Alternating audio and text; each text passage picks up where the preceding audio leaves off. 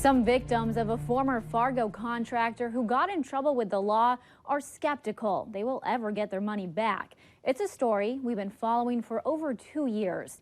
Tim Rosine owns Studs to Rugs. It suddenly went out of business, leaving homeowners and subcontractors empty. Tonight we talk with two of those victims who say they were left holding the bag. Take a look.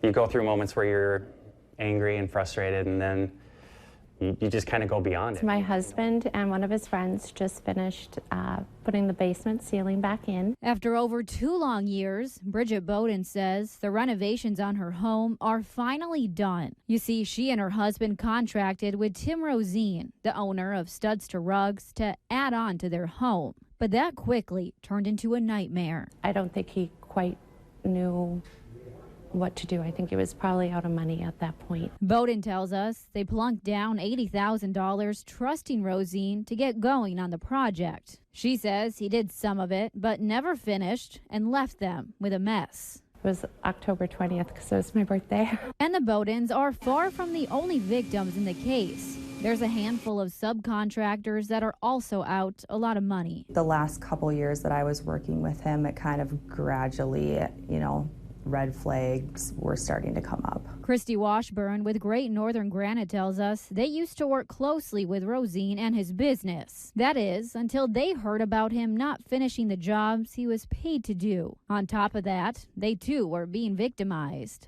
We were out tens of thousands of dollars. But now the Bowdens and subcontractors like Washburn finally have closure. Today, the Attorney General saying Rosine has to pay back the roughly $122,000 in restitution to the people he ripped off. But some victims we talked to are worried they won't see any of that. I would want homeowners to get the money before we do. But no, pretty much right away we knew that we wouldn't see a dime. As for the Bowdens, they say while Rosine was stiffing them, some area contractors stepped in and gave them help. Us being bitter isn't going to make anything better. And they tell us if they do get any of that money back, they plan on giving some of it to the people who helped them during this nightmare.